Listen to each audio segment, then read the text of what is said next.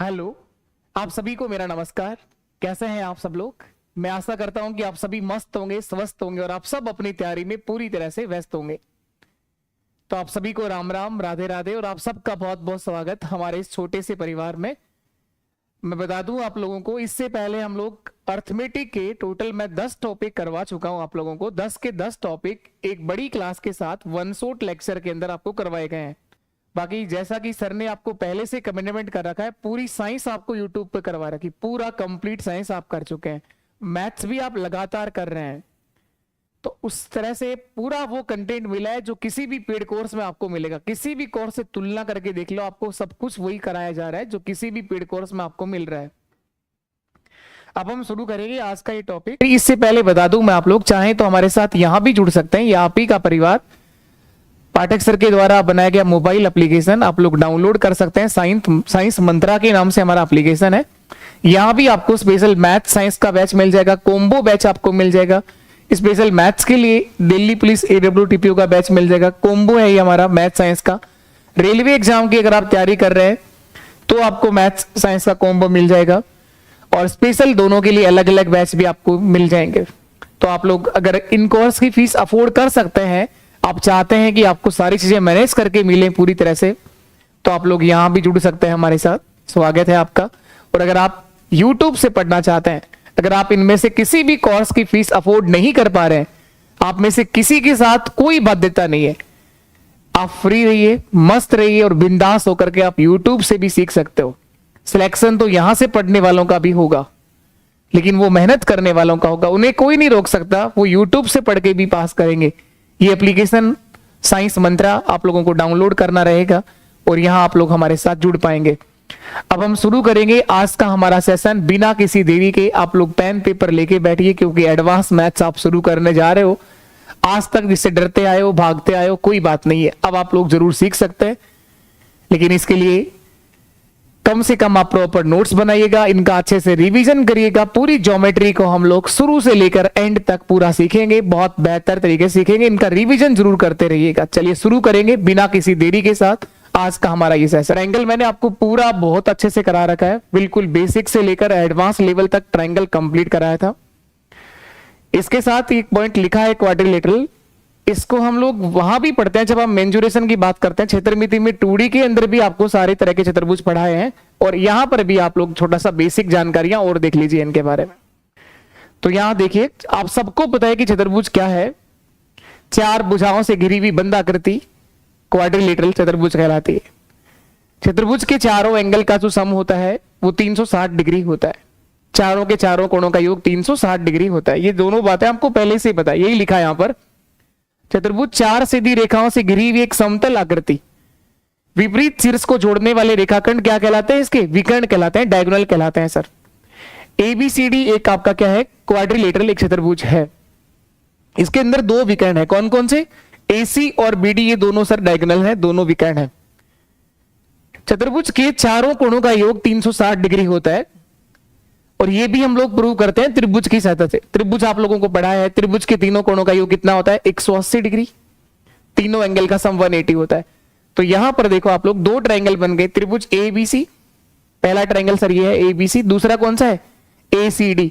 तो इन तीनों कोणों का योग भी 180 डिग्री होगा, और इसके तीनों कोणों का योग भी 180 डिग्री होगा। तो 180 और 180 कितना हो गया? 360। तो 2 ट्रायंगल बन जाते हैं यहां पर। और ट्रायंगल की बात करें तो आपको पता है कि त्रिभुज के तीनों एंगल का जो सम होता है वो 180 होता है, और चतुर्भुज के चारों एंगल का सम होगा वो 360 डिग्री होगा। इसी बात पर देखो क्वेश्चन क्या पूछा गया था आपसे। ये देखो कितना अच्छा सवाल है, आया हुआ पेपर का सवाल है ये। कब की बात? 2011, काफी टाइम पहले का सवाल बन चुका है इस तरह का। आज भी देखो आप में से कितनों को पता है? बता दो सर आंसर क्या आएगा। किसी चतुर्भुज का प्रत्येक कोण यदि 180 डिग्री से कम हो, एक चतुर्भुज जिसका प्रत्येक कोण 180 डिग्री से कम हो, उसे क्या कहते हैं? अवतल चतुर्भुज, या उत्तल चतुर्भुज, या समांतर चतुर्भुज, या सम चतुर्भुज। सर ये तो क्या सवाल है, कब आया था देखो आप लोग। और आज तक भी हमें पता नहीं है कि 180 डिग्री से प्रत्येक अगर एंगल कम है तो उसे उत्तल कहेंगे या अवतल कहेंगे। तो एक चतुर्भुज जिसका प्रत्येक कोण 180 डिग्री से कम हो उसे कहा जाता है सर उत्तल चतुर्भुज, कॉन्वेक्स क्वाड्रिलेटरल। Convex quadrilateral. ये जो चतुर्भुज है आप जहां पर देख पा रहे हो, इनके चारों, जैसे इसका नाम दे दूं मैं A B C D, A B C D, इसके चारों एंगल का जो सम होगा वो तो 360 होगा, वो तो इसमें भी होगा। दोनों में चतुर्भुज के चारों एंगल का सम तो सबको पता है 360 ही होता है। इसने क्या बोला है कि प्रत्येक कोण 180 डिग्री से कम होता है उस चतुर्भुज को बोलते हैं उत्तल चतुर्भुज, कॉन्वेक्स क्वाड्रिलेटरल। और जिस चतुर्भुज का कम से कम एक कोण 180 डिग्री से ज्यादा हो उसे बोलते हैं अवतल चतुर्भुज, कॉनकेव क्वाड्रिलेटरल। तो ये जो नीचे डायग्राम आप देख पा रहे हो, इसको नाम देता हूं मैं P, Q, R और S। ये कौन सा क्वाड्रिलेटरल है? ये सर अवतल है, कॉनकेव क्वाड्रिलेटरल है। इसका ये जो एंगल है R, ये 180 डिग्री से भी ज्यादा है, ये 180 डिग्री से भी क्या है, ज्यादा है। तो कम से कम एक कोण जिसका 180 डिग्री से ज्यादा है, और अधिक से अधिक भी एक ही हो सकता है, क्योंकि आपको पता है कि चारों एंगल का सम ही कितना होना है, चारों के चारों एंगल का सम 360 होना है। तो एक कोण जो है वो 180 डिग्री से अधिक होगा, वो कहलाता है सर अवतल चतुर्भुज। और जिसके चारों के चारों एंगल जो है वो 180 डिग्री से कम हो उसे कहते हैं उत्तल। ध्यान रखिएगा आप लोग, आ सकता है क्वेश्चन वापस कभी भी रिपीट हो सकता है। तो ये दोनों ही क्वाड्रिलेटरल है, दोनों ही चतुर्भुज है। ये ऊपर का कहलाएगा कॉन्वेक्स क्वाड्रिलेटरल, हिंदी में क्या बोला, उत्तल चतुर्भुज।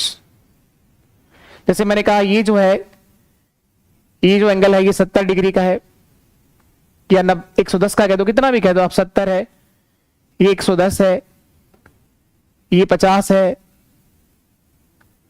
और ये 130 है। देखो चारों का 360 हो गया क्या सम, चारों के चारों एंगल का सम 360 डिग्री हो गया क्या? 110 और 70 180 और 50 और 130 180 हो गया सर, बिल्कुल सही है। तो चारों के चारों एंगल का सम 360 तो होगा ही होगा, लेकिन अगर प्रत्येक जो एंगल है वो अगर 180 डिग्री से कम है तो उसे बोला जाता है उत्तल चतुर्भुज। और अगर एक एंगल ऐसा हो जो 180 डिग्री से भी ज्यादा हो उसे बोलते हैं अवतल। ध्यान रखिएगा, उत्तल और अवतल। इसी बेस पर देखो एक और क्वेश्चन आपके पास, इस दी गई आकृति में x का मान बताना है। सिंपल सा सरल सा सवाल है, x का मान बता दो कितना होगा। सर अभी तो बताया आपने, चतुर्भुज के चारों एंगल का जो सम होता है वो 360 डिग्री होता है। चारों को ऐड करिए आप लोग, कितनी बार x आ गया, एक x यहां है, 3 और 1 4, 4 और 2 6, 6 और 3 9, तो x हो गए सर, 9x आ गया। देखो एक बार यहां लिखा है, 3 बार यहां लिखा है, 1 और 3 4, 4 और 2 6, 6 और 3 9। अब बाकी नंबरों को जोड़ो, ये माइनस का 16 है, ये प्लस का 16 है, तो कट गया सर। 10 प्लस 8 कितना हो गया, 18, ये हो गया। 9x प्लस 18 बराबर 360 डिग्री। चारों एंगल का सम 360 डिग्री होता है सर। ये प्लस के 18 आगे जाके माइनस होंगे। 9x बराबर कितना हो जाएगा, 18 माइनस कर दो सर इसमें से, इसमें 18 माइनस करोगे, 18 और 2 20, 20 और 40 342 हो जाएगा सर। ये x का मान कितना आ जाएगा, 342 को 9 से भाग दे दो, 342 को 9 से भाग कर दो, 9 3 27, 9 4 36, 9 3 27, सही है। बचा कितना, 7 बच गया सर। 9 8 72, 38 डिग्री x का मान होगा, 38 आपके आंसर, सी आंसर सही है सर, 38। x का जो मान होगा वो 38 डिग्री रहेगा यहां पर। और देखिए आगे, ये देखो, ये भी आए हुए पेपर का सवाल है। इस चतुर्भुज ABCD की भुजाएं BA और DC को आकृति के अंदर बढ़ाया गया है। कौन सी भुजा को बढ़ाया गया है, BA इस वाली साइड को बढ़ा रखा है और इस DC साइड को बढ़ा रखा है। तो इनमें से कौन सा कथन सत्य होगा? तो जब भी ऐसा कहीं दिखाई दे तो angle A plus angle B का जो सम होगा, angle A plus angle B का सम x और y के बराबर होगा। तो x प्लस y बराबर होगा a plus B, a plus B. याद नहीं करना है, समझना है। देखो कैसे होगा सर, ये ऐसे कैसे कर दिया, समझ लो इसको। इस बात को अगर समझना चाहो, सीखना चाहो, कोई भी बात रटना नहीं है, मैथ्स रटी नहीं जा सकती है। जैसे कि आप सबको पता है कि मेरा हमेशा कोशिश होता है कि आपको बेसिक से समझ दी जाए ताकि वो आपके पास हमेशा रह सके, कम से कम लंबे समय तक तो रह सके वो चीज। तो एक बात आप सबको पता है कि चतुर्भुज के चारों एंगल का जो सम होता है कितना होगा सर, चारों एंगल का सम 360 डिग्री होता है। अब यहां देखिए आप लोग, क्या ये स्ट्रेट एंगल बन रहा है, क्या सरल कोण बन रहा है क्या? हाँ सर। तो ये जो एंगल होगा अंदर का वो 180 माइनस बी होगा, 180 माइनस बी होगा। इसी तरह से क्या ये भी स्ट्रेट एंगल बन रहा है कि एक सरल कोण, और ये जो एंगल बाहर का ए है तो अंदर का कितना होगा? 180 माइनस ए होगा, 180 माइनस ए होगा सर, बिल्कुल सही है। अब इन चारों का सम कर दो आप लोग, x plus y, x plus y, और प्लस करना है, क्या प्लस करोगे?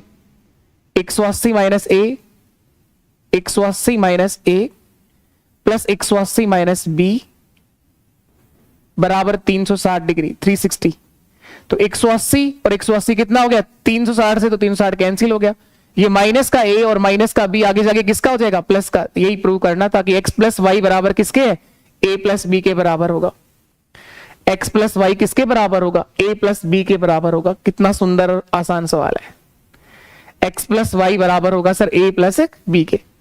चलिए नेक्स्ट अगला सवाल देखो, यहां पर बताना है आपको एक्स का मान क्या होगा। ये भी बहुत सिंपल सवाल है, तो चतुर्भुज पे बहुत सरल सवाल बनेगा। ज्यादा अच्छा क्वेश्चन बनता है ट्रायंगल को लेकर, उसके बाद सर्कल को लेकर, और ट्रायंगल और सर्कल दोनों को मिलाकर भी अच्छा क्वेश्चन बन सकता है।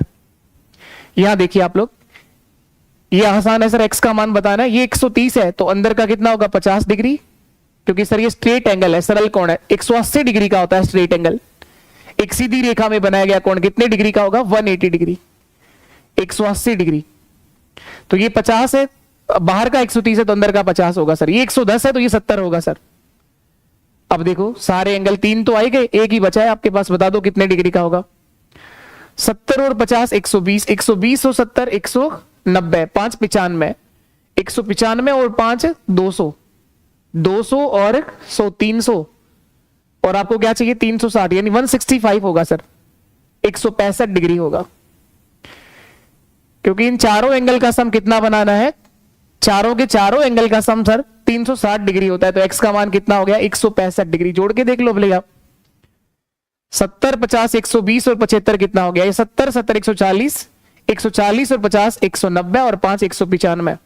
तो 360 में से 195 माइनस किया है सर, 195 माइनस किया। 10 माइनस 5 5, यहां क्या बच गया? 5, 15 में से 9 गया तो 6, और 2 में से 1 गया तो 1, 165 डिग्री। सरल था सवाल ये। नेक्स्ट ये देखो आप लोग, एक पॉइंट आप ध्यान रखिएगा, यदि किसी चतुर्भुज के विकर्ण एक दूसरे को 90 डिग्री पर प्रतिच्छेद करें, यदि किसी चतुर्भुज के विकर्ण एक दूसरे को 90 डिग्री पर अगर बाइसेक्ट करते हैं, तो 90 डिग्री पर बाइसेक्ट करते हैं या तो वर्ग में, स्क्वायर में, और या फिर रोम्बस में। सम चतुर्भुज के दोनों विकर्ण एक दूसरे को समकोण पर समद्विभाजित करते हैं, और वर्ग के भी दोनों विकर्ण एक दूसरे को समकोण पर समद्विभाजित करते हैं। ये कह रहा है यदि किसी चतुर्भुज के विकर्ण एक दूसरे को 90 डिग्री पर बाइसेक्ट करे, तो आप ध्यान रखिएगा 90 डिग्री पर बाइसेक्ट कर रहे, 90 डिग्री पर एक दूसरे को काट रहे हैं 90 डिग्री, तो ए बी का स्क्वायर प्लस सी डी का स्क्वायर बराबर होता है बी सी का स्क्वायर प्लस ए डी का स्क्वायर। कहां लिखा है सर? ए बी का square, A B square plus C D square बराबर होगा B C square. B C कहां पर है? बी से लेकर सी तक ये रहा, बी सी का स्क्वायर प्लस ए डी का स्क्वायर, ए डी का स्क्वायर, ए डी का स्क्वायर। तो ये लिखा है आप लोगों ने कि यदि किसी चतुर्भुज के दोनों विकर्ण 90 डिग्री पर अगर बाइसेक्ट करते हैं, तो आप लोगों ने लिखा कि ए बी का स्क्वायर, ए बी का स्क्वायर प्लस सी डी का स्क्वायर या डी सी, कुछ भी लिख दो, सी डी या डी सी एक ही बात है, सी डी का स्क्वायर इसके सामने वाली भुजा, और बीसी का स्क्वायर किसके बराबर होगा? बीसी स्क्वायर प्लस इसके सामने कौन सा साइड है? एडी का स्क्वायर, ये बराबर होगा sir BC square plus AD square. करने को ये भी प्रूव होता है, और ये भी किससे प्रूव होगा? राइट एंगल ट्रायंगल से, समकोण त्रिभुज की सहायता से आप सिद्ध कर सकते हैं। बाकी रिजल्ट आप लोग तय हैं तो याद रख सकते हैं। दूसरा, ये आप लोगों ने चतुर्भुज की बात में जो लिखा है फॉर्मूला, कि कोई भी चतुर्भुज जिसका एक विकर्ण आपको दे रखा हो और इस विकर्ण पर अगर लंब डाले गए हो, ये चीज तो वैसे हम क्षेत्रमिति के अंदर पढ़ चुके हैं, और वहां आपको क्वेश्चन भी करवाया है इसका, कि एक चतुर्भुज जिसका एक विकर्ण दिया गया और विकर्ण पर अगर लंब डाले गए हो, तो उस चतुर्भुज का क्षेत्रफल होता है 1/2 गुणा विकर्ण पर डाले गए लंबों का योग। ऐसा कोई भी क्वाड्रिलेटरल किसी भी चतुर्भुज की बात कर लो जिसका एक विकर्ण आपको गिवन है, एक विकर्ण आपको दे रखा हो, एक डायगोनल आपको दे रखा हो और इस विकर्ण पर अगर लंब डाले गए हो, इस विकर्ण पर दूसरे बचे हुए शीर्षों से अगर लंब डाले गए हो, तो इसका एरिया जो होता है सर वो होता है 1/2 1/2 गुणा विकर्ण पर डाले गए लंबों का योग 1/2 into diagonal into sum of perpendicular drop on it. जो विकर्ण के ऊपर जो लंब डाले गए हैं उनका सम करके मल्टीप्लाई करना है सबको। तो ये लिखा है सर।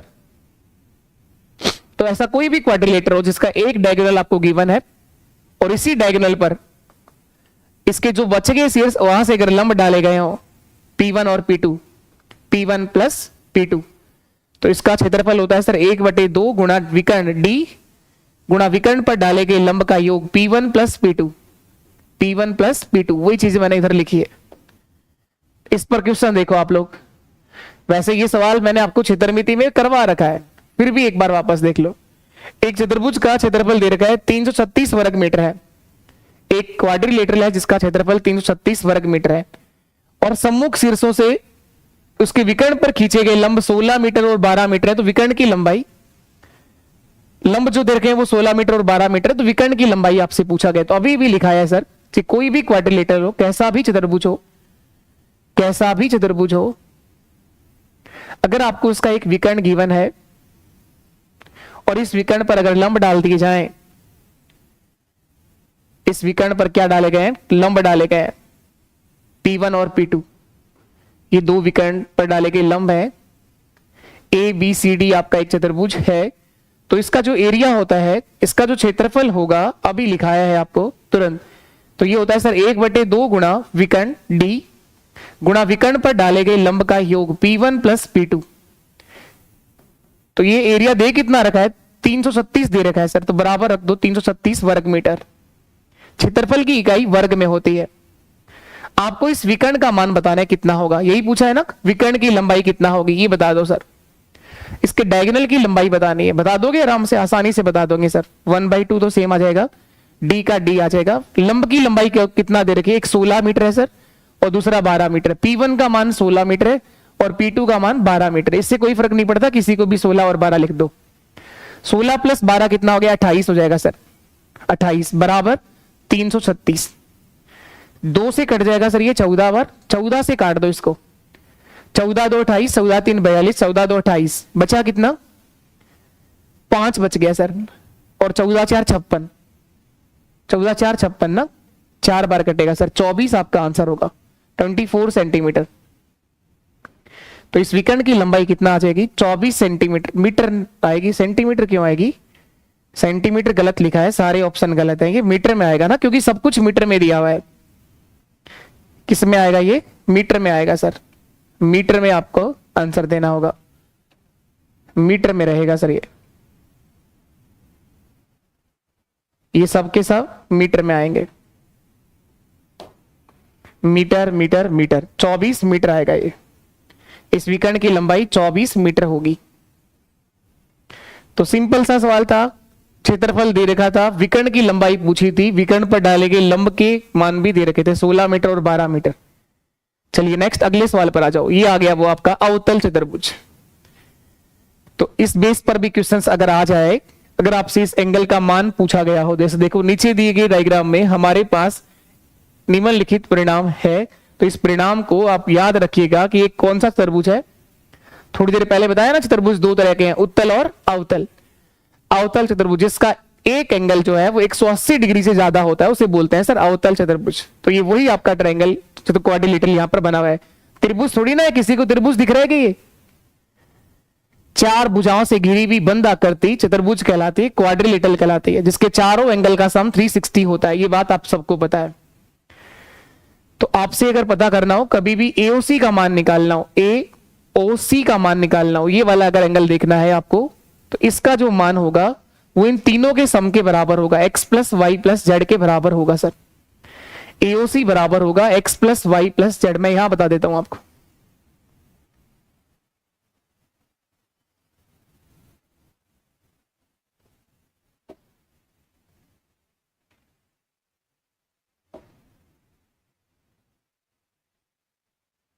ऐसा ही बना हुआ है, हाँ सर। ए कहां लिखा, ए यहां नहीं लिखा, कहीं भी लिख दो, उससे तो खैर क्या फर्क पड़ेगा। नाम लिखने से क्या फर्क पड़ता है? कुछ नहीं। क्या हो रहा है इसको? यहां देखिए, यहां क्या लिखा हुआ था? बी लिखा हुआ था सर। ए यहां लिख दो, चलो सी यहां लिख दो, और यहां ओ लिखा हुआ है, और ये जो एंगल है एओसी, इसका मान बताना है। ये जेड है, ये एक्स है, यहां एक्स है, और यहां वाई है, यहां वाई है। तो मैंने कहा इस जो एंगल का मान होगा, एंगल एओसी बराबर, ध्यान रखिएगा किसके बराबर होगा? X plus y plus z के बराबर होगा। क्वेश्चन की सहायता से मैं इसको प्रूव भी कर देता हूं। प्रूव तो यहां भी कर सकते हैं आप लोग, बिल्कुल सिद्ध कर सकते हैं कि कैसे होगा, इसके बराबर क्यों होगा।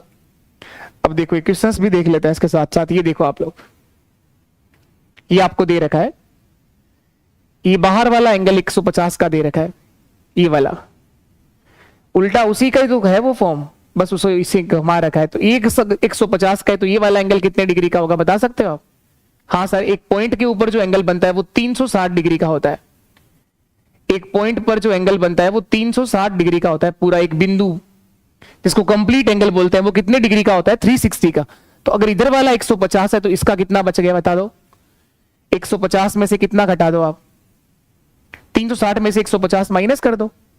350 में से सर माइनस कर दो, कितना? 150 360 में से, तो 100 तो एक कम हो गया, और 60 में से 10 और कम हो गए, तो 210 आ जाएगा सर। ये सही है क्या? 210 और 50 260 और 100 360 हो गया सर। अब जोड़ो इनको, 210 और 70 280, 280 और 60 कितना हो गया? 280 प्लस 60 340। तो ये कितने डिग्री का बच गया? 20 डिग्री का बच गया, 20 डिग्री का 360, क्योंकि चारों एंगल का सम कितना होगा? 360 डिग्री होगा। एक्स का मान 20 हो जाएगा सर। या फिर आप ऐसा कह दो कि ये जो बाहर वाला एंगल है वो इन तीनों के सम के बराबर है, 60 70 और 20, 60 70 और 20। ये जो एंगल है बाहर का, इधर वाला एंगल 150 के बराबर, 60 70 और 20, 60 और 20 80 और 70 150 ही होता है। हाँ सर बिल्कुल 150 ही होता है। यहां क्या लिख दिया था? ये एंगल एओसी कौन सा एंगल है? इसकी बात नहीं हो रही है, एओसी ये वाला एंगल है ना, एओसी ये एंगल है, एओसी इस वाले एंगल की बात हो रही है। देखना ध्यान से आप लोग, ये एंगल तो मैंने बताया था कि किससे बड़ा होगा? 180 से बड़ा होगा इसके, ये वाला एंगल। तो अभी जो एओसी बराबर लिखा है x plus y plus z, ये इन तीनों का सम जो होगा इस वाले एंगल के बराबर होगा। ये जो एंगल आएगा x plus y plus z के बराबर होगा sir, x plus y plus z के बराबर होगा। इसको ध्यान रखिएगा। पहले शायद मैंने ये बोल दिया था क्या? हाँ, वो मेरे शब्द वापस ले लेता हूं मैं, यहां ध्यान रखना है आपको। तो आप बता दो, ये जो चतुर्भुज आपके सामने है, इसको अगर नाम दूं मैं ए बी सी और डी, तो ये कौन सा चतुर्भुज है? जिस चतुर्भुज का एक जो एंगल है सर वो 180 डिग्री से भी अगर ज्यादा है तो उसको बोलते हैं अवतल। कौन सा? अवतल, कॉनकेव। तो x का मान 20 डिग्री समझ में आ गया, क्योंकि चारों एंगल का सम आपको पता है 360 होता है, उससे लिख दो।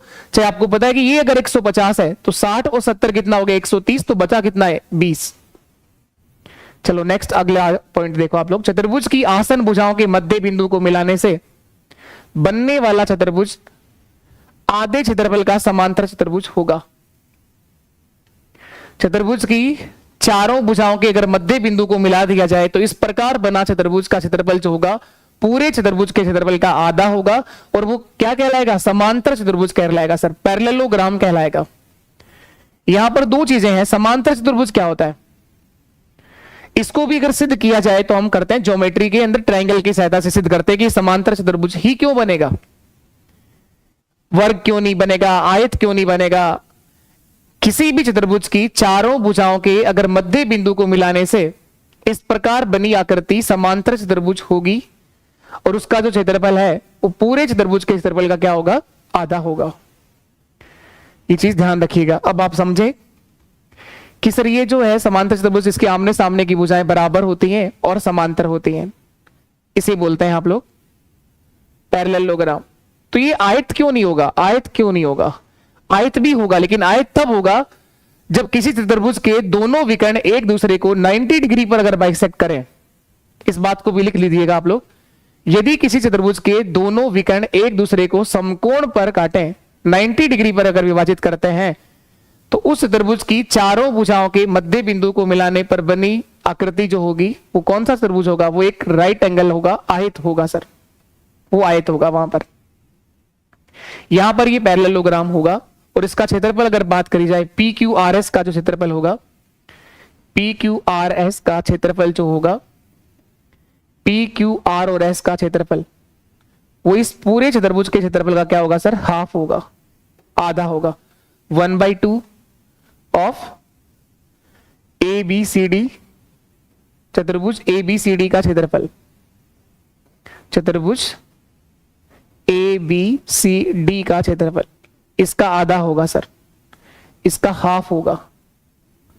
तो ये ध्यान रखिएगा, चतुर्भुज पी क्यू आर एस का क्षेत्रफल कितना होगा,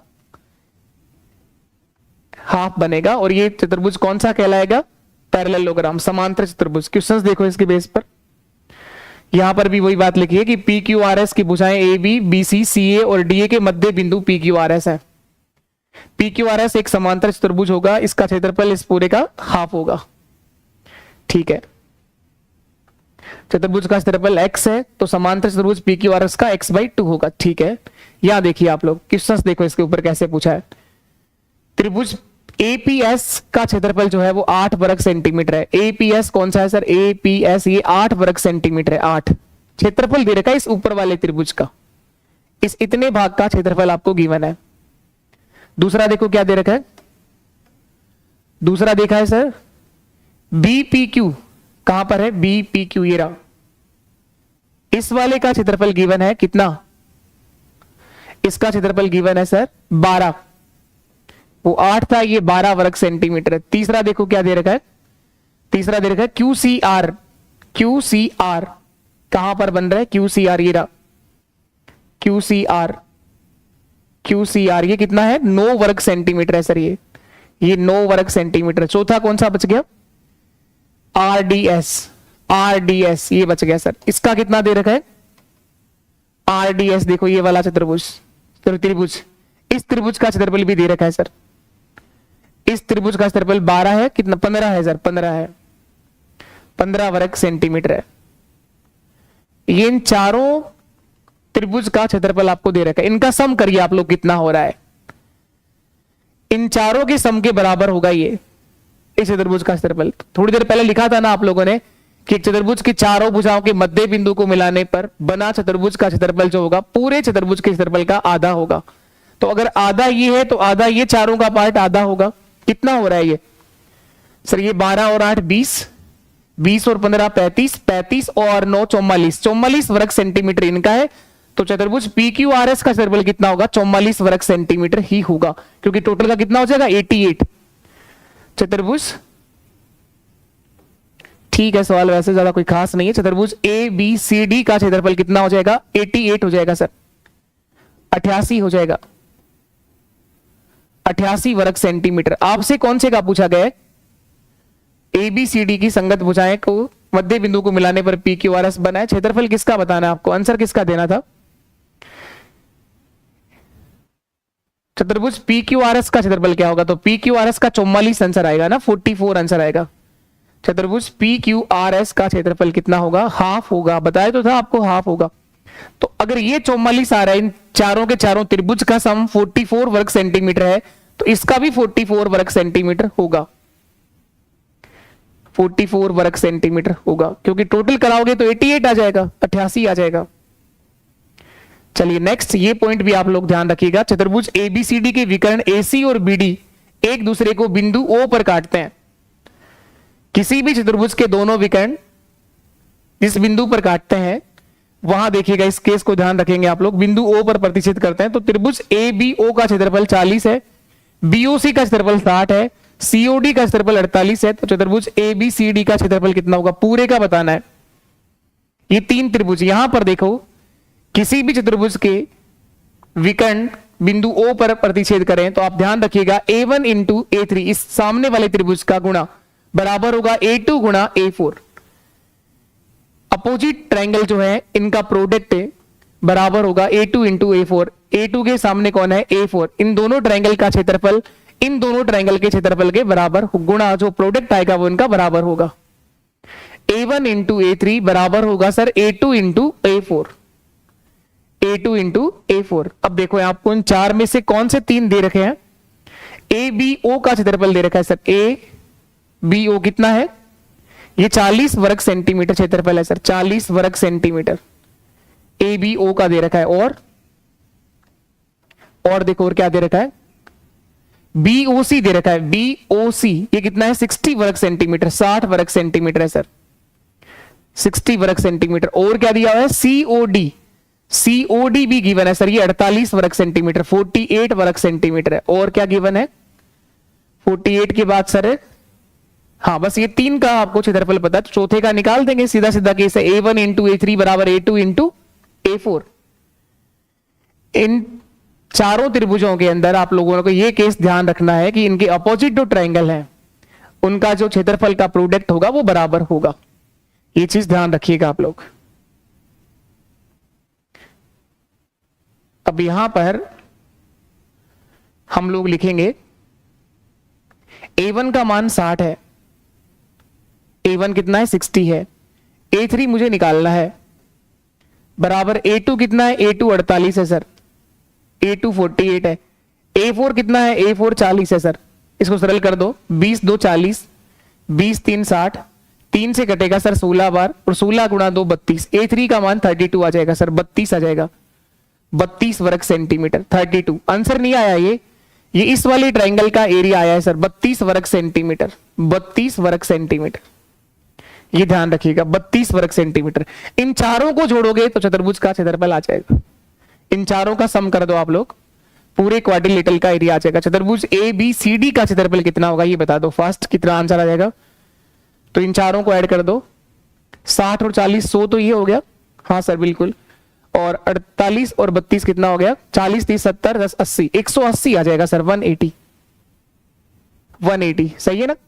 100 ये हो रहा है और 80 ये हो रहा है, सही है सर बिल्कुल। 180 वर्ग सेंटीमीटर क्षेत्रफल होगा पूरे चतुर्भुज का।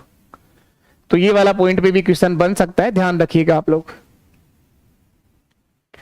अब कुछ बेसिक बातें हैं, जैसे आप लोग स्क्वायर के अंदर पढ़ते हैं हम लोग, वर्ग क्या है, आयत क्या है, सम चतुर्भुज किसको बोलते हैं, समांतर चतुर्भुज किसको बोलते हैं, और समलंब चतुर्भुज क्या होता है, ट्रेपेजियम।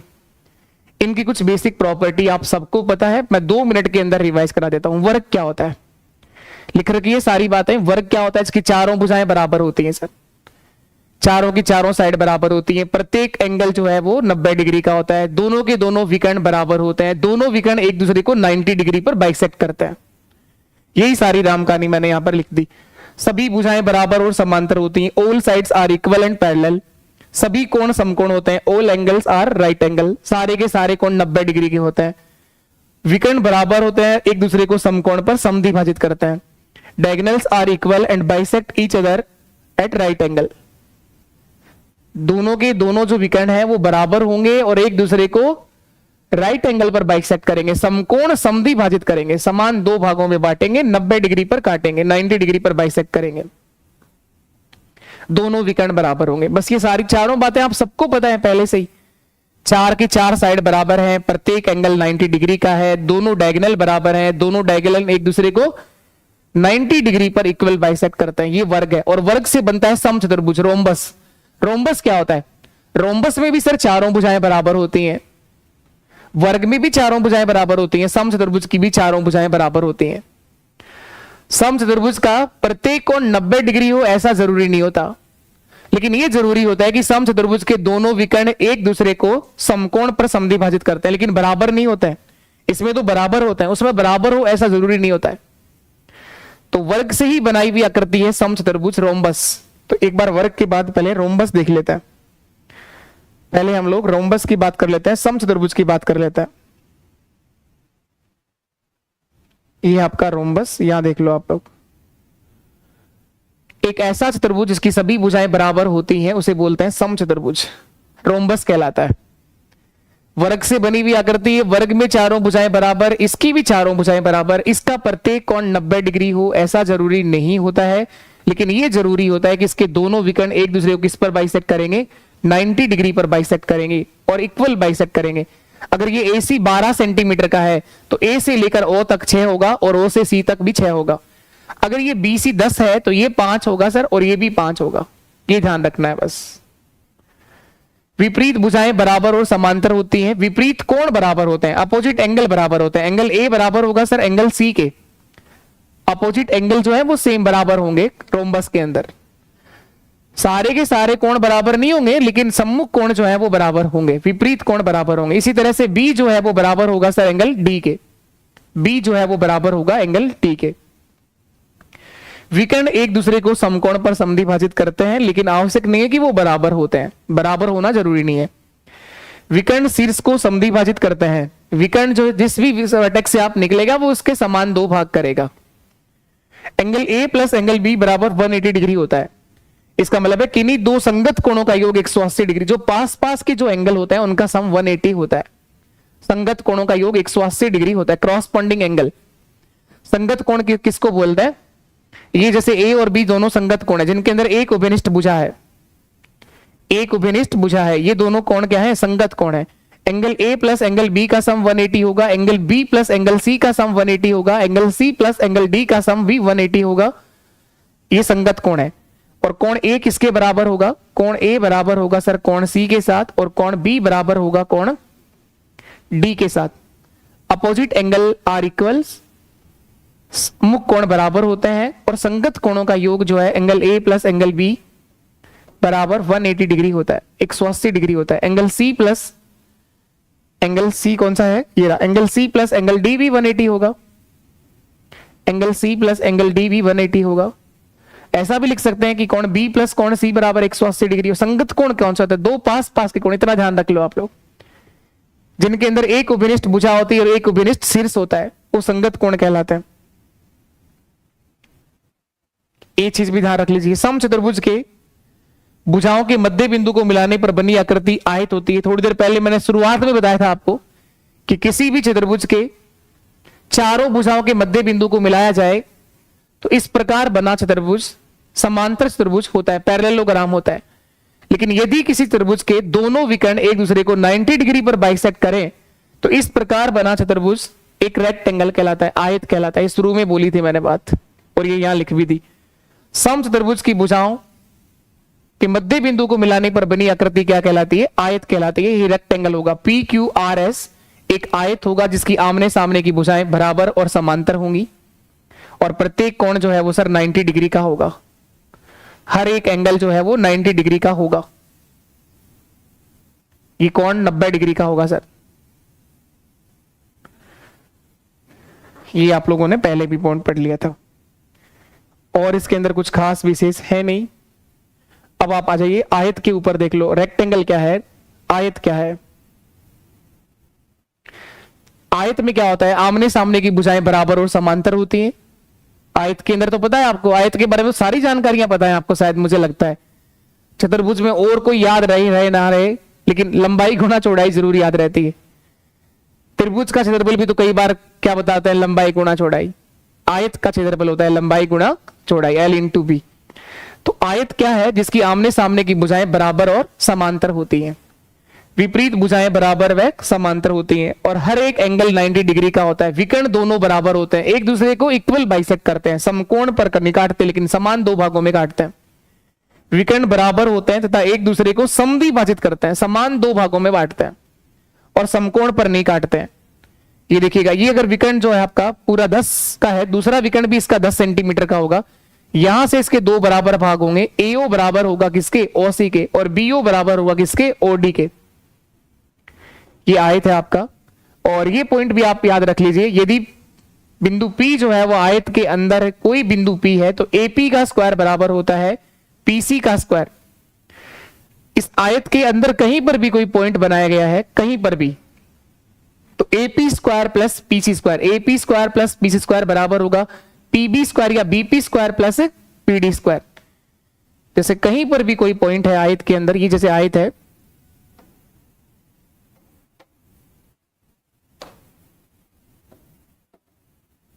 ये देखिएगा आप लोग क्या क्या कह रहे हैं, इसके अंदर क्या मतलब है इसका। ये आयत है कोई, इस आयत की बात करें तो ये एक ABCD एक रेक्टेंगल है।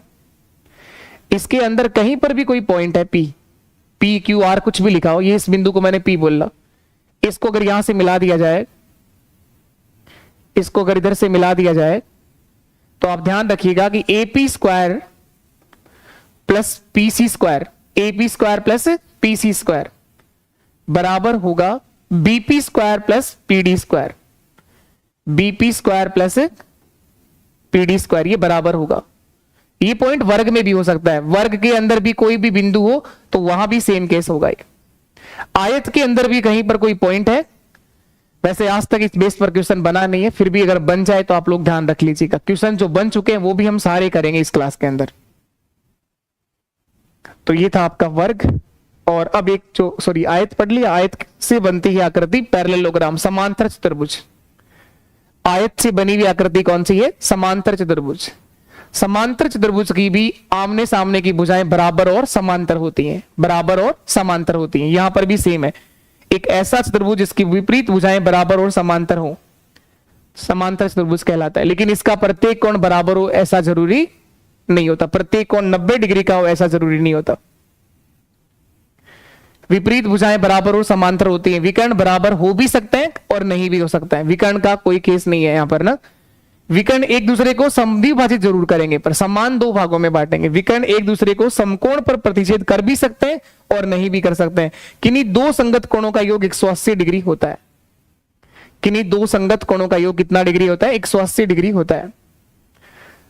समांतर चतुर्भुज में दोनों विकर्णों का योग जो होता है, दोनों विकर्णों का योगफल बराबर होता है 2 गुना संगत भुजाओं के वर्गों का योगफल, संगत भुजाओं के वर्गों का योगफल।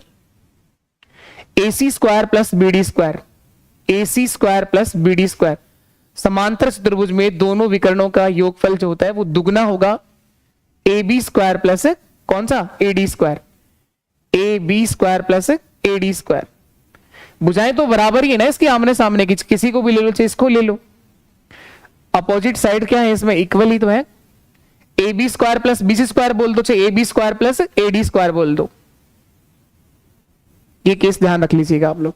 समांतर चतुर्भुज में दोनों विकर्णों का योगफल जो होता है, दोनों विकर्णों का योगफल जो होता है वो उसकी संगत चारों भुजाओं के वर्गों के योग के बराबर होता है, ऐसा कह दो आप लोग। दोनों विकर्णों के वर्गों का योग उसकी चारों भुजाओं के वर्गों के योग के बराबर। दुगना कर दिया इसका मतलब चारों को ही जोड़ दिया ना, चारों भुजाओं के वर्गों का योगफल के बराबर होगा। चलिए अब आते हैं हम लोग क्वेश्चंस के ऊपर। किस तरह से सवाल यहां पूछे जा चुके हैं उन क्वेश्चंस को देखेंगे आप लोग।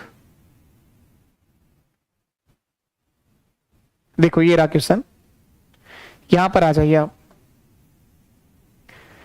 दी गई आकृति में PQ जो है वो पैरेलल है सर SR के साथ। ज्यादा समझ में तब आता है जब हम क्वेश्चंस करते हैं ना, सारी बातें क्लियर हो जाती हैं।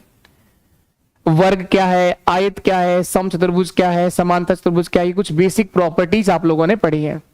अब इन बेस पर हम लोग क्वेश्चन करने जा रहे हैं। PQ जो है वो पैरेलल है SR के साथ और PS परपेंडिकुलर है PQ पर। यदि PQ बराबर 11 सेंटीमीटर है, PS बराबर 8 सेंटीमीटर है, QR बराबर 10 सेंटीमीटर है, तो आकृति PQRS का क्षेत्रफल क्या होगा?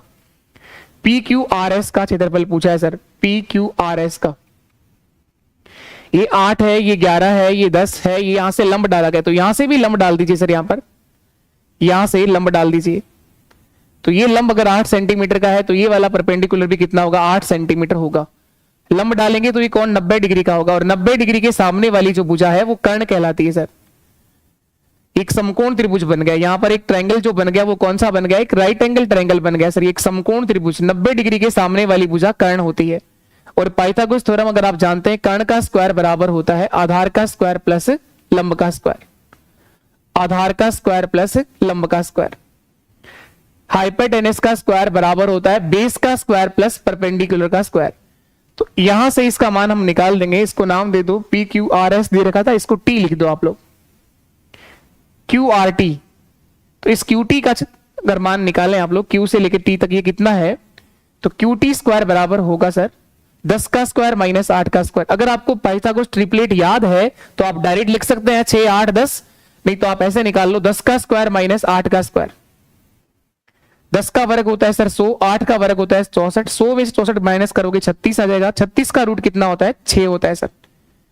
QT बराबर रूट 36 का मतलब 6 आ गया सर, 6 सेंटीमीटर होगा ये 6 सेंटीमीटर आएगा। ये पूरा 11 सेंटीमीटर था तो ये कितना है? 5 सेंटीमीटर। ये 5 है, ये ऊपर भी कितना होगा? 5 सेंटीमीटर, क्योंकि ये दोनों भुजाएं बराबर समांतर थी, बराबर नहीं थी, समांतर थी।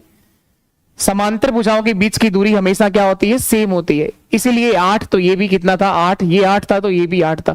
सर ये क्या बन गया बताइए आप। सर ये जो है एक आकृति बन गई PTRS, क्या है, एक रेक्टेंगल बन गया, एक आयत बन गया। और आयत का क्षेत्रफल क्या होता है, लंबाई गुणा चौड़ाई। तो 5 गुणा 8, तो 5 गुणा 8 40 आ गया इसका क्षेत्रफल। तो 5 गुणा 8 40 आ गया सर, 40 वर्ग सेंटीमीटर क्षेत्रफल आ गया इस आयत का। और इस त्रिभुज का आप बताओ, समकोण त्रिभुज का क्षेत्रफल होता है सर 1/2 गुणा आधार गुणा ऊंचाई। 1/2 इंटू 6 इंटू 8, 1/2 करना है, आधा करना, इनका गुणा कर दो, 8 गुणा 6 48, 48 का आधा कितना होता है 24, और 40 प्लस 24 कितना हो जाएगा 64, 64 आपका आंसर था, 64 वर्ग सेंटीमीटर। तो इस चतुर्भुज PQRS का क्षेत्रफल कितना होगा देखना आप लोग यहां से। चतुर्भुज PQRS का क्षेत्रफल बराबर होगा सर, किसके बराबर होगा, आयत का क्षेत्रफल।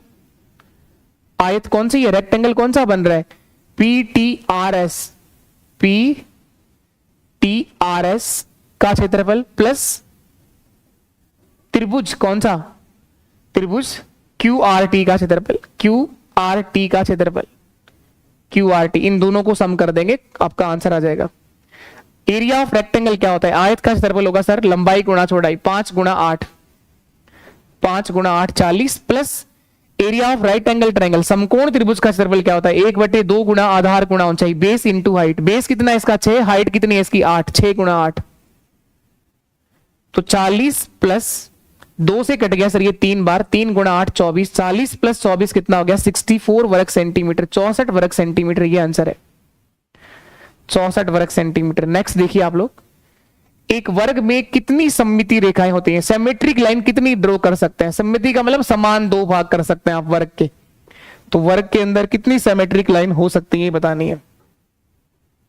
देखो ये आकृति है वर्ग जिसकी चारों भुजाएं बराबर, प्रत्येक कोण 90 डिग्री का है, इसके अंदर आप सिमेट्रिक लाइन कितनी ड्रॉ कर सकते हैं। देखो पहली लाइन, समान 2 भाग होने चाहिए उसके बराबर 2 भाग, सर एक लाइन ये हो सकती है, इसके बराबर 2 भाग हो जाने चाहिए, एक लाइन तो ये आ सकती है, फर्स्ट पहला पार्ट।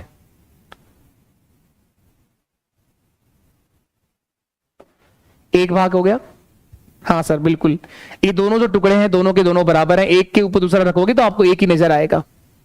ये पहला फर्स्ट तो ये आ गया सर, पहली लाइन तो ये आ गई। इस तरह से आप कितनी लाइन बना सकते हैं, दूसरा ये हो सकता है सर, यहां से ड्रॉ कर दो आप, यहां से ड्रॉ कर दो, दूसरी लाइन ये हो सकती है, दूसरी जो लाइन बन सकती है वो यहां से बन सकती है, सेकंड ये हो गया सर। तीसरी लाइन क्या बन सकती है, तीसरी लाइन इसका विकर्ण हो सकता है सर, तीसरी जो लाइन है वो इसका डायगोनल हो सकती है। तो इस तरह से कितनी सिमेट्रिक लाइन हो सकती है ये पूछ रहा है, 4 हो जाएंगी क्या, हाँ सर बिल्कुल 4 लाइन बन सकती है, इसके अंदर 4 सिमेट्रिक लाइन बन सकती है, बस यही सवाल था और कुछ नहीं।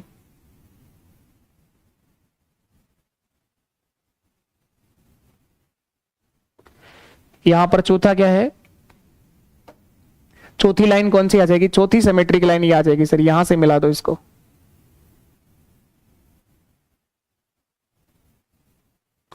और नहीं बन सकता है सर, ये 4 सिमेट्रिक लाइन हो सकती हैं, 1 2 और 3 4, तो 4 आपका आंसर सही होगा सर, 4 आपके सवाल का सही आंसर होगा। एक वर्ग के लिए कितनी सममिति रेखाएं हो सकती हैं, तो एक वर्ग के 4 समान भाग किए जा सकते हैं। चलिए नेक्स्ट देखिए, दी गई आकृति में PQ परपेंडिकुलर है PS के साथ, PQ जो है वो लंब डाला गया है, इसका मतलब ये जो कोण है ये 90 डिग्री का है, 90 डिग्री का एंगल है सर। और क्या दे रखा है, PQ जो है वो समांतर है SR के साथ, PQ जो है वो पैरेलल है SR के साथ, ये दोनों लाइन क्या है समांतर है। और क्या दे रखा है, SQR बराबर 28 दे रखा है, ये एंगल 28 डिग्री का है सर SQR। QRT 65 डिग्री का है, QRT ये वाला एंगल 65 डिग्री का है। X का मान बताना, देखो X यहां पर लिखा है, आप लोगों ने पढ़ा है त्रिभुज का बहिष्कोण, एक त्रिभुज का बहिष्कोण जो होता है उसके अंदर वाले अभिमुख कोणों के योग के बराबर होता है, ये पॉइंट काम आ रहा है सबसे पहला पॉइंट। एक त्रिभुज का एक्सटीरियर एंगल जो होता है बहिष्कोण, बाहर वाला एंगल ABC, ये जो एंगल होगा ये इन दोनों एंगल के सम के बराबर होता है, angle A plus angle B के योग के बराबर। एक त्रिभुज का प्रत्येक बहिष कोण अपने अंतरा अभिमुख कोणों के योग के बराबर होता है।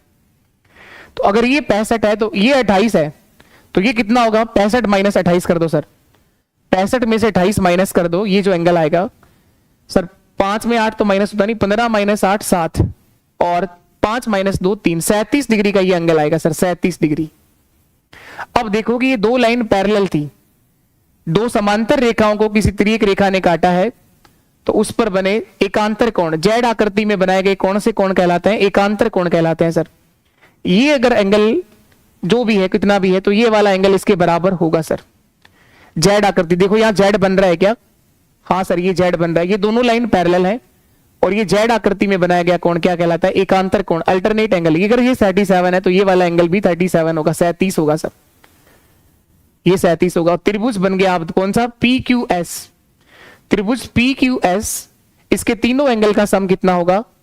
इसके तीनों एंगल का सम 180 होता है सर। 90 तो ये हो गया, तो इन दोनों का सम 90 होगा। तो 90 में 37 माइनस कर दो, 53 डिग्री। एक्स का मान कितना आ जाएगा? 53 आ जाएगा सर, एक्स का मान 53 डिग्री आ जाएगा। 90 माइनस 37, 90 माइनस 37, 10 माइनस 7 3 और यहां क्या बच गया? 8 माइनस 3 5, 53 डिग्री आ जाएगा। यही आपका आंसर है 53, 53 डिग्री आपके सवाल का सही जवाब होगा। नेक्स्ट यहां देखिए, इस दिए गए डायग्राम को देखें, PS पैरेलल है QR के साथ, कोण QPS का मान क्या होगा? कोण QPS का मान क्या होगा? ये भी एक आसान सा सवाल है। दिख रहा है आपको डायग्राम? ये 2x लिखा हुआ है, ये 2x लिखा हुआ है, ये 5x लिखा हुआ है और ये 3x लिखा हुआ है सर, 3x। तो 2 और 5 7 और 3 10x का मान 180 डिग्री होगा सर। 10x बराबर कितना होगा? त्रिभुज के तीनों कोणों का योग 180 डिग्री होता है। x बराबर कितना आ जाएगा? 18 डिग्री आ जाएगा सर, x का मान 18 डिग्री होगा। इसने क्या पूछा है? कोण कोण QPS का मान बताओ। 18 का दुगुना ये 36 डिग्री का कोण है सर, 18 गुणा 5 ये 90 डिग्री का कोण है सर, सही है। और ये 18 गुणा 3 54 डिग्री का कोण है सर, 54 डिग्री है। और वही चीज वापस है कि ये क्या है? पैरेलल है, समांतर है। तो ये जेड आकृति बन गई। अगर ये 36 है तो ये 36 होगा सर, 36 होगा। आपसे एंगल कौन सा पूछा है? QPS, QP और S, ये वाले कोण का मान बताना है सर, इधर वाले कोण का मान बताना है कितना होगा? QPS, ये वाला एंगल निकालना है। तो ये 90 हो गया, ये 36 और 54 कितना हो गया? 50 30 80 और ये भी 90 हो गया, 90 हो गया ना, 54 प्लस 36 90 हो गया सर। और यहां अगर ये नीचे का 36 है तो ऊपर का कितना होगा? ये 54 हो जाएगा। हाँ सर 54 डिग्री। तो एंगल Q का मान कितना आ जाएगा? 90 डिग्री, क्योंकि 90 ये हो गया, 90 ही ये हो गया, 90 ये है, तो ये वाला एंगल जो है P वो 90 डिग्री का हो जाएगा सर, 90 डिग्री। क्या ये सही लिखा है क्या? एक बार वापस चेक कर लो, कहीं कोई गड़बड़ तो नहीं है? नहीं सर। अब देखो ये दो लाइन आपको पढ़ाया है एंगल के बारे में बहुत अच्छे से। चतुर्भुज के अंदर कुछ भी तुम प्रूव करोगे ना, कोई भी सवाल अगर आप सिद्ध करना चाह रहे हैं कैसे होगा, तो वहां जो शुरुआत का ज्योमेट्री का जो बेसिक पार्ट है वही काम आएगा। या तो ट्रायंगल काम आएगा, या ट्रायंगल से पहले जो पैरेलल लाइन के बीच रिलेशन लिखाए थे, समांतर रेखाओं के द्वारा जो एंगल बनते हैं, संगत कोण कौन सा होगा, एकांतर कोण कौन सा होगा, शीर्षाभिमुख कोण कौन से होते हैं, वो सारी जानकारियां काम आती हैं। जब कोई दो पैरेलल लाइंस हो, इसको किसी तिर्यक रेखा ने काटा हो, तो उस पर बने जो एंगल होते हैं, ये वाला एंगल इसके बराबर होगा, ये जो एंगल है वो इसके बराबर होगा। बताया था ये जेड आकृति में बनाया गया कोण, या फिर इसको क्या बोलते हैं? एकांतर कोण, ये बराबर होते हैं सर। तो यहां आपने कहा कि ये अगर 36 डिग्री का है तो ये वाला एंगल 36 का है, तो ये भी 36 होगा, 36 हो गया। अब ये 54 है तो ये 54 क्यों हो गया? 54 क्यों हो गया? ये 54 डिग्री का है, हाँ सर ये भी 54 डिग्री का है। टोटल कितना हो गया? 90, ये भी 90 और ये भी 90, तो बचा कितना? 90 डिग्री ही बचा है सर। 90 डिग्री आपके सवाल का सही आंसर होगा। एंगल QPS का मान, QPS का मान 90 डिग्री होगा। नेक्स्ट, चतुर्भुज की चारों भुजाओं और कोण परस्पर बराबर हो, चतुर्भुज की चारों भुजाएं बराबर हो, कोण बराबर हो, तो उस चतुर्भुज को बोलते हैं वर्ग, स्क्वायर कहलाता है सर। ये सीधा सीधा सिंपल पूछा गया सवाल है। आमने सामने की भुजाएं बराबर और कोण बराबर हो तो कहलाता है आयत। आयत अगर अपोजिट साइड बराबर होती तो। या देखिए आप लोग, एक आयत एबीसीडी के विकर्ण ओ बिंदु पर प्रतिच्छेद करते हैं, कोण बीओसी बराबर 68 डिग्री है। आयत एबीसीडी के विकर्ण जो है, आयत बनाइए पहले आप, ये आयत है सर, इसके विकर्ण क्या कह रहे हैं, ये दो विकर्ण है, ये दोनों के दोनों विकर्ण किसी एक बिंदु पर प्रतिच्छेद करते हैं। ए बी सी डी एक आयत है, इसका नाम दे दो ए बी सी और डी। ये एक रेक्टेंगल है, इसके विकर्ण बिंदु ओ पर प्रतिच्छेद करते हैं। एंगल बीओसी, कौन सा एंगल होगा, बीओसी, ओसी, ये वाले एंगल की बात कर रहा है सर। ये जो कोण है ये 68 डिग्री का है, 68 डिग्री का है, 68 डिग्री है। तो आपसे पूछा है ओ डी ए का मान बता दो, ओ डी ए का मान, O D A, angle O D, ये वाला कोण बताना है क्या, ओ डी ए, यही पूछा है ना, ओ डी ए का मान बता दो। हाँ सर, यही वाला एंगल बताना है, ओ डी ए का मान कितना होगा। ये आयत है तो सर ये जो कोण है वो 90 डिग्री का होगा। हाँ बिल्कुल सही है, ये आयत है तो ये कोण 90 डिग्री का होगा। इसके दो समान भाग होंगे तो ये 45 होगा, ये 45 होगा। और ये जो एंगल है ये क्या कहलाता है, शीर्षा अभिमुख कोण, वर्टिकल अपोजिट एंगल। जब दो लाइन एक दूसरे को किसी बिंदु पर काटे, ये दोनों लाइन तो पैरेलल है, तो ये शीर्षा अभिमुख कोण, वर्टिकल अपोजिट एंगल। ये 68 है तो ये भी 68 होगा सर, 68 होगा, 68 के होंगे, 68 के होंगे। ये दोनों साइड जो है यहां से यहां तक ये बराबर होंगी, ये बराबर होंगी सर। 68 तो ये हो गया, 68 तो ये हो गया, ये दोनों साइड बराबर है तो ये दोनों एंगल भी बराबर होंगे। तो बच कितना गया, 68 और 2 70, 112 डिग्री बच गया सर। 112 के दो भाग करने होंगे क्या, तो 45 नहीं होगा सॉरी, ये 56 डिग्री के होंगे सॉरी। 45 ये समान दो भाग कब करता है, जब रोम्बस की बात करते हैं आप लोग, जब वर्ग की बात करते हैं। तो यहां पर 45 नहीं होगा, ये 90 डिग्री तो सही है, ये होगा पूरा का पूरा कोण तो 90 डिग्री का है, पूरा जो एंगल है वो तो 90 डिग्री का है। लेकिन ये कौन सा था, रेक्टेंगल है, आयत है, ये क्या है, आयत है।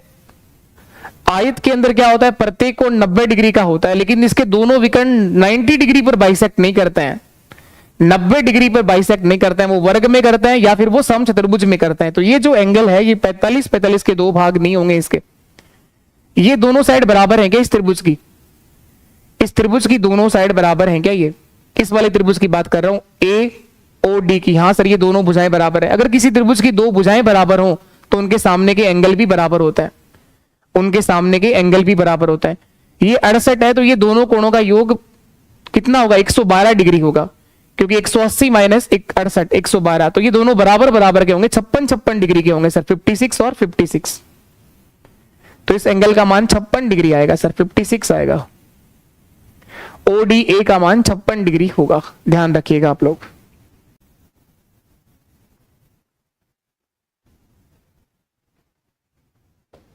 नेक्स्ट ये है HELP, एक समांतर चतुर्भुज है और OE बराबर 4 सेंटीमीटर है, O से लेकर E तक 4 सेंटीमीटर है। HLPE से 5 सेंटीमीटर ज्यादा है। HL दूसरा जो विकर्ण है वो इस विकर्ण से 5 सेंटीमीटर अधिक है। तो आपसे पूछा कि OH का मान क्या होगा, O से लेकर H तक का मान क्या होगा। एक समांतर चतुर्भुज क्या होता है, पैरेललोग्राम। और समांतर चतुर्भुज क्या है, आयत से बनी हुई आकृति है, आयत से बनी हुई आकृति है। यहां पर भी क्या होता है, आमने सामने की भुजाएं बराबर और समांतर होती हैं सर। इसके दोनों विकर्ण एक दूसरे को समद्विभाजित करते हैं, समान दो भागों में बांटते हैं। अगर ये 4 सेंटीमीटर का है तो आगे भी 4 होगा सर, ये 4 सेंटीमीटर होगा सर।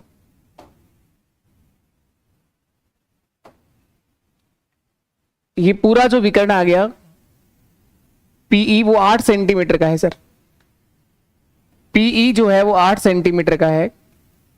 तो आपको क्या बता रखा है उसने, HL जो है वो 5 सेंटीमीटर ज्यादा है, तो 8 + 5 कितना हो जाएगा, HL का मान 13 सेंटीमीटर आ जाएगा सर। और 13 का हाफ अगर करोगे, समान दो भाग करोगे इसके, क्योंकि समचतुर्भुज के दोनों विकर्ण एक दूसरे को समद्विभाजित करते हैं, समान दो भागों में बांटते हैं। तो ये पूरा अगर HL 13 सेंटीमीटर का है तो ये H से लेकर O तक 6.5 होगा सर, 13 का आधा। और ये आगे भी 6.5 होगा सर, 6.5। समांतर चतुर्भुज है, सॉरी पैरेललोग्राम है। इसके लिए कुछ बेसिक बातें आप लोग ध्यान रखिए। समांतर चतुर्भुज क्या होता है? आयत से बनी हुई आकृति है, आमने सामने की भुजाएं बराबर और समांतर होती हैं। इसका प्रत्येक कोण 90 डिग्री का हो ऐसा जरूरी नहीं होता, इसके दोनों विकर्ण बराबर हो ऐसा जरूरी नहीं होता, लेकिन इसके दोनों विकर्ण एक दूसरे को समान दो भागों में जरूर विभाजित करते हैं, समद्विभाजित करते हैं। और इसके सम्मुख कोण जो होते हैं, अपोजिट एंगल्स जो है वो इक्वल होते हैं। संगत कोण या आसन कोणों का योग 180 डिग्री होता है। ये कुछ बेसिक बातें हैं और ज्यादा कुछ खास विशेष है नहीं। आपसे क्या पूछा गया था? OH का मान बता दो सर। तो OH का मान जो होगा वो 13 का आधा होगा सर, 6.5 सेंटीमीटर आपका आंसर है, 6.5 सेंटीमीटर। चलिए आगे नेक्स्ट क्वेश्चन ये करिए आप लोग। ये LDC 2018 के पेपर का सवाल है। साइक्लिक क्वाड्रिलेटरल पर क्वेश्चंस बनता है, अगर चतुर्भुज में सवाल बनता है तो सबसे अधिक संभावना होती है चक्रीय चतुर्भुज। साइक्लिक क्वाड्रिलेटरल क्या होता है? एक चतुर्भुज जिसके चारों शीर्ष वर्त की परिधि पर स्थित हो उसे बोलते हैं सर साइक्लिक क्वाड्रिलेटरल। एक ऐसा चतुर्भुज जिसके चारों के चारों शीर्ष वर्त की परिधि पर बन जाए वो कहलाता है साइक्लिक क्वाड्रिलेटरल। एक चक्रीय चतुर्भुज, एक चतुर्भुज जिसके चारों शीर्ष वर्त की परिधि पर स्थित हो उसे बोला जाता है सर साइक्लिक क्वाड्रिलेटरल, चक्रीय चतुर्भुज। ये एक सर्कल है और इसके अंदर एक ऐसा क्वाड्रिलेटरल आप बना दें जिसके चारों के चारों शीर्ष वर्त की परिधि पर हो तो इसे बोलते हैं चक्रीय चतुर्भुज। ABCD एक साइक्लिक क्वाड्रिलेटरल है सर। चक्रीय चतुर्भुज के सम्मुख कोणों का योग 180 डिग्री होता है। कोण A प्लस कोण C बराबर कितना होगा? 180 डिग्री होगा सर। कोण A प्लस कोण C बराबर 180 डिग्री होगा। कोण B प्लस कोण D बराबर भी 180 डिग्री होगा सर। ये कहलाएगा साइक्लिक क्वाड्रिलेटरल। अब यहां देखिए आप लोग, जिसमें AC और BD एक विकर्ण है। AC और BD इसके क्या है? विकर्ण है सर। इस साइक्लिक क्वाड्रिलेटरल के दोनों के विकर्ण है। DBC बराबर 55 है। DBC कहां पर है? DBC ये वाला एंगल सर 55 डिग्री का है, ये 55 डिग्री का है। कोण BAC 45 डिग्री है। BAC ये वाला एंगल सर 45 डिग्री का है। तो आपसे पूछा एंगल BCD का मान क्या होगा? कोण BCD का मान क्या होगा? यहां देखेंगे आप लोग एक बार, मैं अगर पेन चेंज करूं तो यहां देखिएगा, इसी आर्क द्वारा चाप CD द्वारा, ये जो आर्क ले रहे हैं आप लोग, इस चाप के द्वारा परिधि पर बनाया गया कोण, ये अगर 55 डिग्री है तो सर इसी चाप के द्वारा यहां जो एंगल बन रहा है ये भी 55 डिग्री होगा, ये वाला कोण। एक ही चाप द्वारा शेष परिधि पर बनाए गए सभी कोण बराबर होते हैं। इधर अगर 55 बना है तो यहां भी 55 ही होगा सर। एक बात तो ये काम आ रही है। दूसरा देखिएगा आप, और यही केस वापस एक बार और यहां काम आ रहा है। अब देखो, इस चाप के द्वारा, इस आर्क के द्वारा शेष परिधि पर बनाया गया कोण, ये वाला अगर एंगल 45 डिग्री का है तो ये इधर जो एंगल बनेगा सर ये भी 45 डिग्री का होगा। एक ही चाप द्वारा शेष परिधि पर बनाए गए कोण बराबर होता है, ये 45 डिग्री होगा। अब इस त्रिभुज को देखो, BCD को, त्रिभुज BCD को देखो आप लोग। BCD कहां पर है सर? ये रहा, इस त्रिभुज की बात कर रहा हूं मैं, BCD। ये 55 है, ये 45 है। 55 और 45 कितना हो गया? ये 45 है, 45 है ना। 55 और 5 60 40 100 हो गया, तो बचा कितना सर? ये 80 डिग्री बच गया। त्रिभुज के तीनों कोणों का योग 180 होता है, तो ये 80 डिग्री बच गया। आपसे क्या पूछा था? कोण BCD का मान, तो BCD बराबर, एंगल BCD बराबर 80 डिग्री होगा सर। यही आपका आंसर है।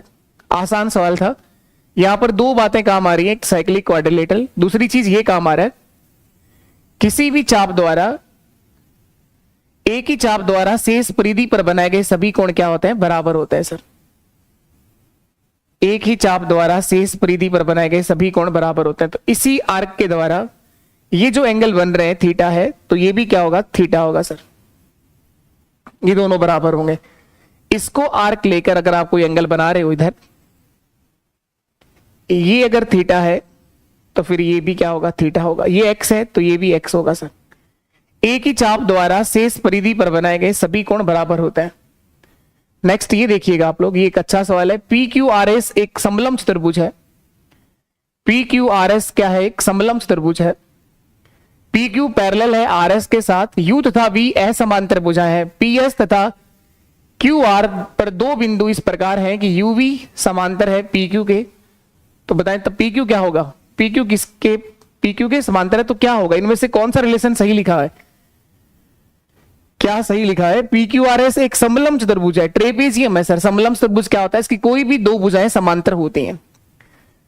ट्रेपेजियम किसको बोलते हैं? एक चतुर्भुज जिसकी कोई भी दो भुजाएं कैसे होंगी? समांतर होंगी। तो ये दोनों साइड क्या बता रखी है? पैरेलल बता रखी है। पी क्यू आर एस के समांतर है सर, ये दोनों साइड पैरेलल है।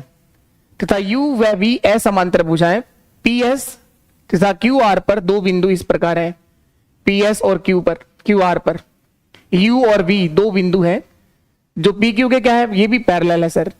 ये तीनों लाइन आपस में क्या एक दूसरे के समांतर है। ये तीनों की तीनों लाइन आपस में एक दूसरे के पैरेलल है। अब आपसे क्या पूछा गया? इनमें से कौन सा रिलेशन सही लिखा गया, ये पूछा गया सर। तो यहां एक जो कंसेप्ट काम आएगा वो आपको ट्रायंगल में सिखाया जाता है कि किसी त्रिभुज में,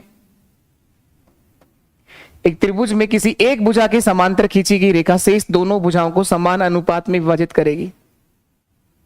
त्रिभुज में किसी एक भुजा के समांतर खींची गई रेखा शेष दोनों भुजाओं को समान अनुपात में विभाजित करती है सर। किसी एक भुजा के समांतर खींची गई रेखा शेष दोनों भुजाओं को समान अनुपात में विभाजित करती है। ये वाला पॉइंट काम आ रहा है। तो यहां अगर आप लिख सकते हैं एडी अपॉन डीबी बराबर होगा ए अपॉन ईसी, ए अपॉन ईसी। तो इस वाले में यहां देखो आप लोग, एक ट्रायंगल ये बन रहा है सर, ये एक त्रिभुज बन रहा है। इसका नाम चाहे आप कुछ भी दे दो, ओ लिख दो, पी लिख दो, यहां पर कुछ भी लिख दीजिए, टी लिख दो, एस लिख दो, क्या फर्क पड़ेगा? इससे कोई फर्क नहीं पड़ेगा सर। ये एक त्रिभुज बन रहा है।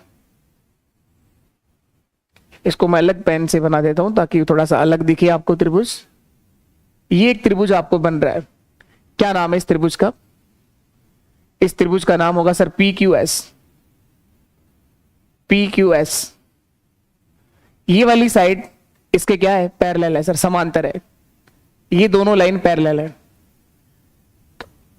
यदि किसी त्रिभुज में किसी एक भुजा के समांतर खींची गई रेखा शेष दोनों भुजाओं को समान अनुपात में विभाजित करेगी, तो यहां से हम लिख सकते हैं sir S U upon UP या पी यू, कुछ भी लिख दो, आगे पीछे लिखने से फर्क नहीं पड़ता है, बराबर होगा sir S O upon O Q, S O upon O Q.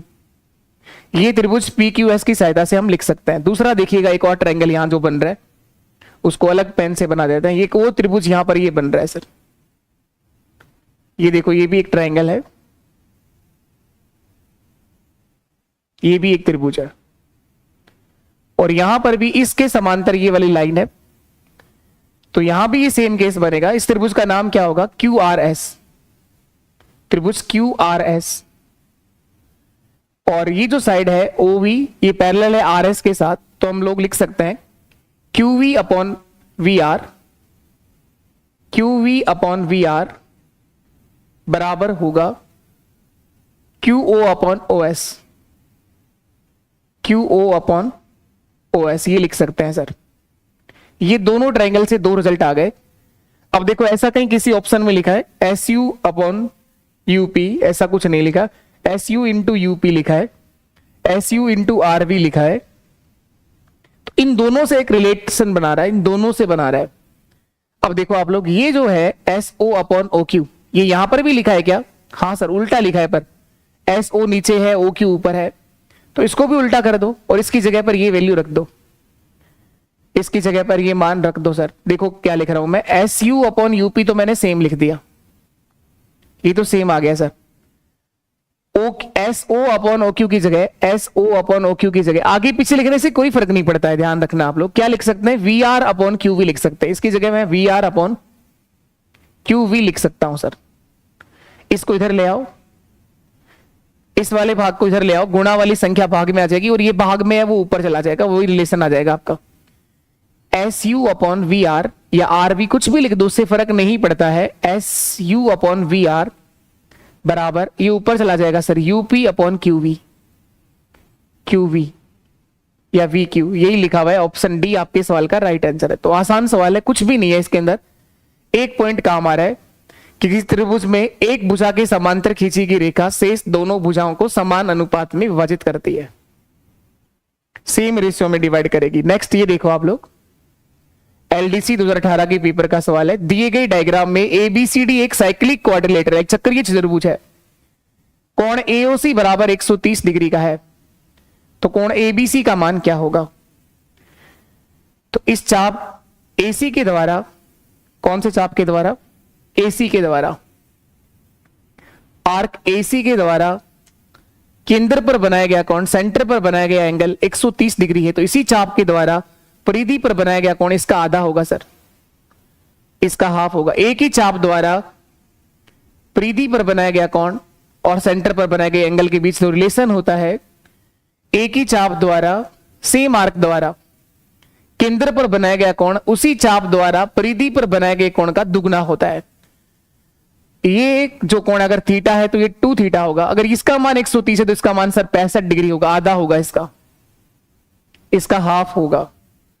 अब देखो एक साइक्लिक क्वाड्रिलेटरल कौन सा बन रहा है? ए बी सी डी एक चक्रीय चतुर्भुज है जिसके सम्मुख कोणों का योग, ए बी सी डी एक साइक्लिक क्वाड्रिलेटरल है सर, एक चक्रीय चतुर्भुज है, एक साइक्लिक क्वाड्रिलेटरल है। थोड़ी देर पहले लिखाया था इसके चक्रीय चतुर्भुज के सम्मुख कोणों का योग कितना होता है? 180 डिग्री होता है सर। तो कोण बी प्लस कोण डी बराबर 180 डिग्री होगा सर। इन दोनों का सम, एक यहां पर जो एंगल बन रहा है ये और एक ही ऊपर बन रहा है, इसका सम 180 होगा सर। तो अगर ये 65 है तो 180 में से 65 माइनस कर दो, तो कोण ए बी सी का मान, कहीं पूछा है ना आपसे, ए बी सी का मान 180 माइनस 65 हो जाएगा सर। 180 में 65 माइनस करोगे कितना डिग्री आ जाएगा? 115 डिग्री आ जाएगा। यही आपका आंसर है 115। 115 डिग्री आपके सवाल का सही आंसर होगा। ये जो कोण है सर 115 डिग्री का होगा, 115 डिग्री का। इन दोनों का सम जो है वो 180 होगा। तो साइक्लिक क्वाड्रिलेटर पर लिखा हुआ क्वेश्चन था ये चक्रीय चतुर्भुज। ध्यान रखो आप लोग क्या है। तो इस तरह से चतुर्भुज पे कुछ भी पूछा जाएगा आप लोग कर लोगे आराम से। चतुर्भुज में अलग कुछ नहीं था, कुछ भी अलग नहीं है, बस चतुर्भुज के नाम आप लोग ध्यान रख लो। कौन कौन से क्वाड्रिलेटरल आप लोगों ने पढ़े हैं? वर्ग क्या है, स्क्वायर क्या है, रेक्टेंगल यानी आयत क्या है, समचतुर्भुज रोम्बस क्या है, समांतर चतुर्भुज पैरेललोग्राम क्या है, और ट्रेपेजियम समलंब चतुर्भुज क्या है। इनकी कुछ बेसिक प्रॉपर्टीज हैं। और क्वेश्चंस कोई भी होगा तो वो या तो हम सर्कल पे चले जाएंगे और या हम ट्राइंगल से ही प्रूव करते हैं। मैक्सिमम चीजें जो हैं 99.99% यहां जो जरूरत पड़ रही है वो हर सवाल में ट्राइंगल ही बन रहा है। तो क्वाड्रिलेटरल अलग से कुछ विशेष था नहीं इसके अंदर, फिर भी चलो कर लिया है आप लोगों ने चतुर्भुज। ये एक था आपका क्वाड्रिलेटरल का पॉइंट, अलग से कुछ भी विशेष नहीं है इसके अंदर, बस कुछ बेसिक बातें हैं वो आप लोगों को पहले ही पता है। तो ये सारा हम खत्म कर चुके हैं और मैं उम्मीद करता हूं कि जरूर आपको चीजें समझ में आई होंगी। इनको एक बार वापस से रिवाइज कर लेना, ऐसा कोई सवाल नहीं बनेगा जो आप लोग ना बता पाए। इन सब के अंदर अगर बेसिक बात करें तो पहला आप लोगों ने पढ़ा था वर्ग, स्क्वायर। अगर बात करें फर्स्ट क्या, पहला दूसरा कहीं भी पढ़ा उससे कोई फर्क नहीं पड़ता। वर्ग से कौन सी आकृति बनती है ये ध्यान रखो, समचतुर्भुज रोम्बस। समचतुर्भुज वर्ग से क्या बना है? रोम्बस बना है सर, समचतुर्भुज बना है।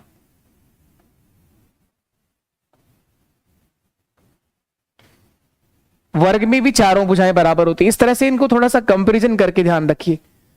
वर्ग में चारों भुजाएं बराबर होती हैं, चारों कोण समान होते हैं। समचतुर्भुज में भी चारों भुजाएं बराबर होती हैं, लेकिन चारों के चारों एंगल 90 डिग्री का हो ऐसा जरूरी नहीं होता। वर्ग के दोनों डायगोनल बराबर होते हैं, दोनों विकर्ण बराबर होते हैं। समचतुर्भुज के दोनों विकर्ण बराबर हो ऐसा जरूरी नहीं होता। वर्ग के दोनों विकर्ण एक दूसरे को 90 डिग्री पर बाइसेक्ट करते हैं, समकोण पर समद्विभाजित करते हैं, वो समचतुर्भुज में भी करता है। समचतुर्भुज के भी दोनों विकर्ण एक दूसरे को समकोण पर समद्विभाजित करते हैं, 90 डिग्री पर बाइसेक्ट करते हैं। इसके बाद हम बात करते हैं आयत क्या है? रेक्टेंगल। रेक्टेंगल आप लोगों ने देखा कि आमने सामने की भुजाएं बराबर और समांतर होती हैं। यहां आप लोगों ने पढ़ा समांतर चतुर्भुज पैरेललोग्राम, समांतर चतुर्भुज पैरेललोग्राम। आयत से बनी हुई आकृति है समांतर चतुर्भुज। आयत से बनी हुई आकृति है समांतर चतुर्भुज। आयत में आमने सामने की भुजाएं बराबर होती हैं और प्रत्येक कोण 90 डिग्री का होता है। दोनों विकर्ण बराबर होते हैं और दोनों विकर्ण एक दूसरे को समद्विभाजित करते हैं। समांतर चतुर्भुज में आमने सामने की भुजाएं बराबर और समांतर होती हैं।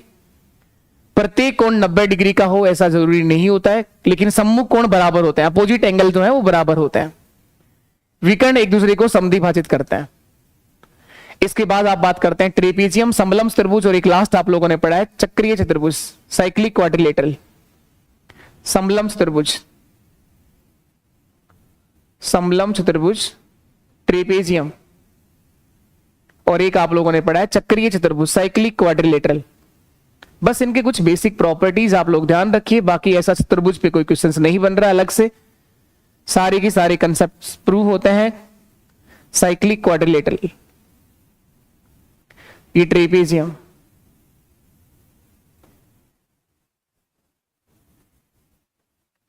और एक और चीज क्या देखी थी आप लोगों ने, उत्तल और अवतल। उत्तल क्या है, अवतल क्या है, कॉन्वेक्स और कॉनकेव, दो बातें आपको शुरुआत में वो भी बताई गई हैं। तो बस ये चीजें आप लोग ध्यान रखिए, अच्छे से इनका रिवाइज कर लो क्या है, किसके अंदर आप लोगों ने क्या पढ़ा है, और कुछ है नहीं। देखो ये बताया था ना शुरुआत में, उत्तल क्या है और अवतल क्या है। एक चतुर्भुज जिसका प्रत्येक कोण 180 डिग्री से कम होता है उसे कहते हैं क्या, उत्तल या अवतल। क्या बताया था, दो बताएं हुई थी, अवतल और उत्तल। एक चतुर्भुज जिसका प्रत्येक कोण 180 डिग्री से कम होता है उसे कहते हैं सर उत्तल, कॉन्वेक्स क्वाड्रिलेटरल, उत्तल। और एक चतुर्भुज जिसका कम से कम एक जो एंगल है वो 180 से अधिक का हो उसे बोलते हैं अवतल। तो ये जो आपके सामने चतुर्भुज है वो है कौन सा, अवतल। तो ये बेसिक बातें यहां पर आप लोगों ने कर ली थी, ठीक है। अब आप लोग जरूर इसको अच्छे से रिवाइज कर लो। ऐसा कोई क्वेश्चन नहीं बन रहा है आपके लिए जो आप लोग नहीं कर पाओगे, सब कर लोगे आसानी से। ऐसा कुछ भी नहीं है जो आप लोग नहीं बता पाओगे। वर्ग के अंदर कुछ बेसिक प्रॉपर्टीज आप लोगों ने लिखी है, वर्ग क्या होता है, वर्ग के अंदर विकर्ण कैसे होते हैं, ठीक है। तो ज्योमेट्री के अंदर ऐसा कुछ बचा नहीं है। बस बेहतर है कि इनका अच्छे से रिवीजन करिए, प्रॉपर नोट्स बना लीजिए और अच्छे से रिवीजन करिए। अभी के लिए इतना ही। थैंक यू सो मच, आप सभी का बहुत बहुत धन्यवाद सेशन में जुड़ने के लिए। Tata, bye bye.